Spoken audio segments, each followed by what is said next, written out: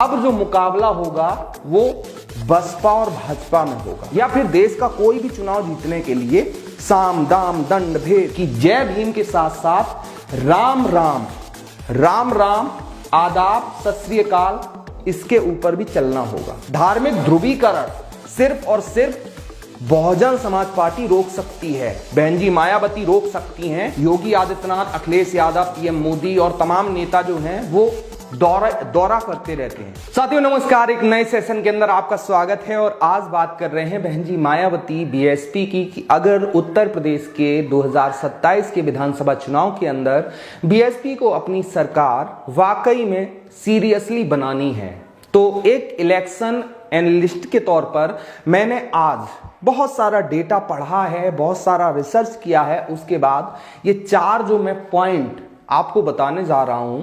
अगर आप ये चाहते हैं कि बीएसपी की सरकार बने तो ये चार चीजें बीएसपी को एक समर्थक के तौर पर आपको और देश के तमाम दलित साथियों को जानना बहुत ज्यादा जरूरी है।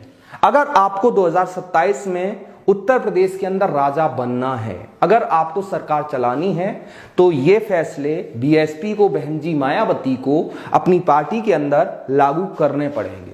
पहली बात कि 2007 नहीं 2027 है। अब बहुत सारे लोग इसके ऊपर इसको समझ नहीं पाएंगे कि भैया 2007 नहीं 2027 है।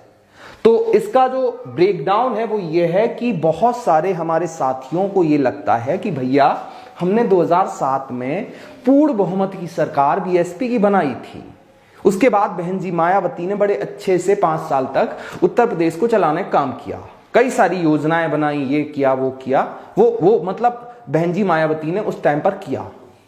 लेकिन इस चीज को सोचकर कि आपने 2007 में सरकार बनाई, इस चीज को सोचकर आप सिर्फ खुश हो सकते हैं। मैं आपको ईमानदारी से बता रहा हूं कि आप 2007 को सोचकर सिर्फ खुश हो सकते हैं, लेकिन अगर आपको 2027 में सरकार बनानी है तो आपको ये सबसे पहले मानना पड़ेगा कि ये 2007 जो है वो टाइम निकल चुका है और अब मुकाबला जो है वो सपा और बसपा का नहीं, बल्कि अब जो मुकाबला होगा वो बसपा और भाजपा में होगा।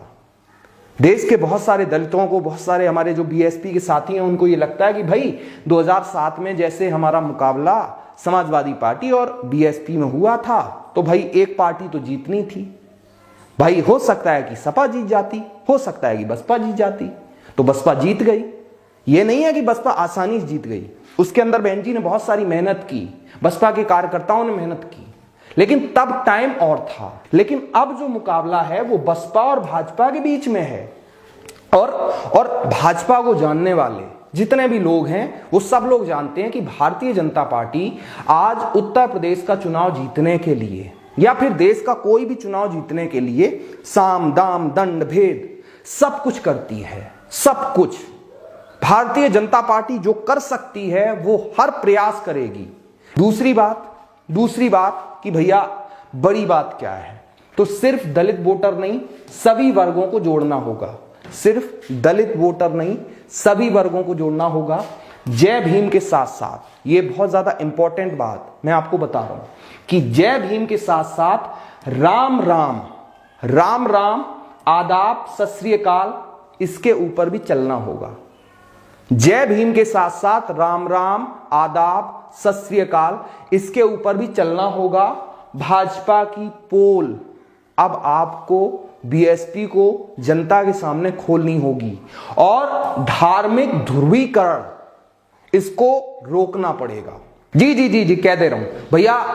अगली जो चीज है, अगला पॉइंट है, बताने से पहले आपसे रिक्वेस्ट है कि हमारी टीम कह रही कि आप लोग वीडियो देखते हो लेकिन चैनल को सब्सक्राइब नहीं करते हो, वीडियो को लाइक नहीं करते हो, शेयर नहीं करते हो।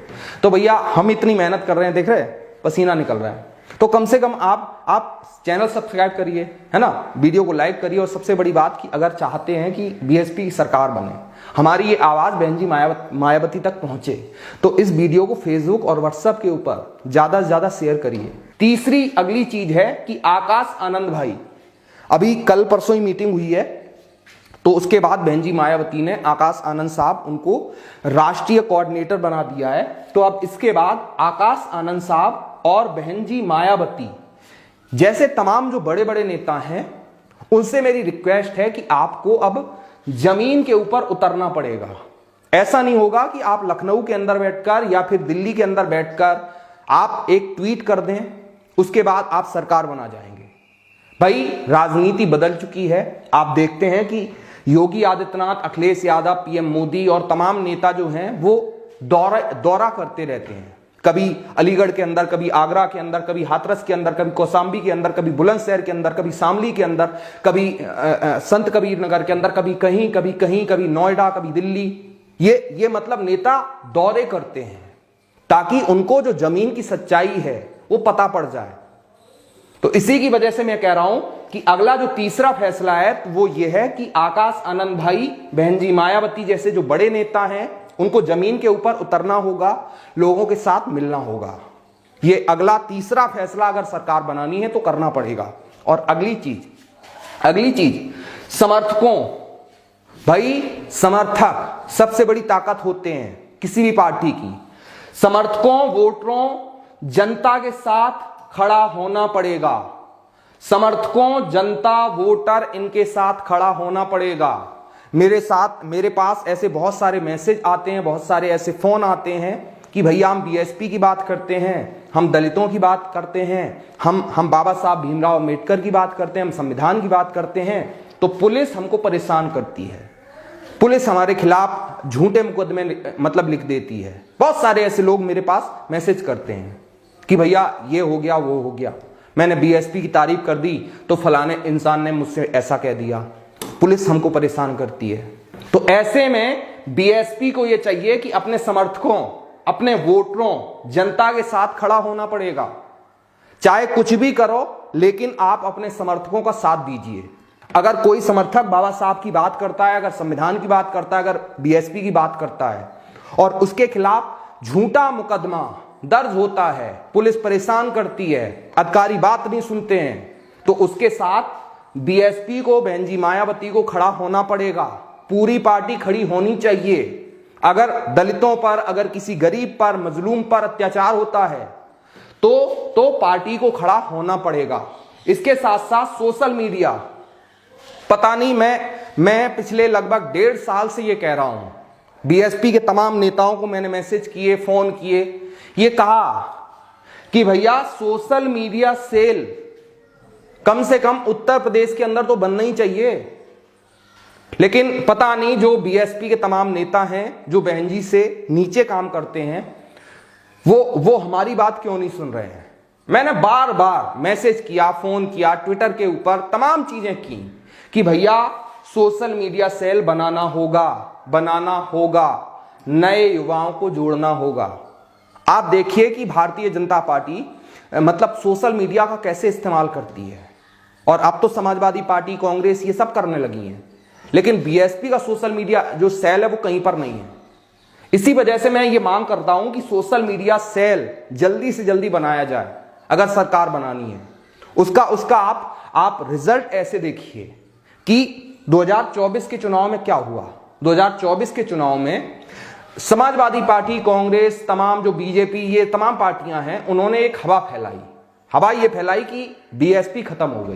पहली चीज, ये जनता के मन में झूठ बैठाया कि बीएसपी खत्म हो गई। अब ये झूठ social media, Facebook, YouTube, Instagram, इनके जरिए फैलाया गया। देश की जनता के पास मोबाइल है, उसने देखा, गरीब आदमी, अनपढ़ है, जिसको पढ़ना लिखना नहीं आता, उसको ये लगा कि भैया बीएसपी खत्म हो गई। लेकिन बीएसपी की जो सच्चाई है वो किसी ने नहीं बताई। ये सबसे बड़ा नुकसान 2024 में हुआ।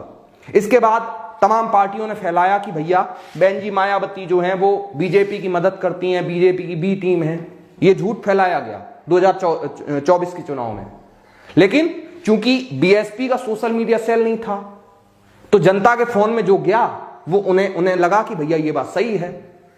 मतलब जितने भी झूठ तमाम पार्टियों ने फैलाए, उनको काट करने के लिए जो बीएसपी का सोशल मीडिया सेल होना चाहिए था वो नहीं था। नहीं था। इसकी वजह से जो जनता, खासकर जो गरीब आदमी है, जो अनपढ़ हैं, जिनको पढ़ना लिखना नहीं आता, जो गांव के अंदर रहते हैं, जो हमारे बूढ़े बुजुर्ग हैं, जो हमारी माताएं बहनें हैं, उनको ये नहीं पता पड़ा कि सच्चाई क्या है। तो ये पूरा वीडियो आपको कैसा लगा? ये 4 सुझाव अगर बहन जी मायावती बीएसपी मान लेते हैं तो क्या आपको लगता है कि 2027 में उत्तर प्रदेश के अंदर बीएसपी की सरकार बन जाएगी? कमेंट बॉक्स में जरूर बताइए। बाकी वीडियो पसंद आए लाइक शेयर और सब्सक्राइब जरूर करिए। मेरा नाम दीपेंद्र है और आप ये वीडियो अब तक देख रहे हैं, इसके लिए आपका बहुत बहुत शुक्रिया।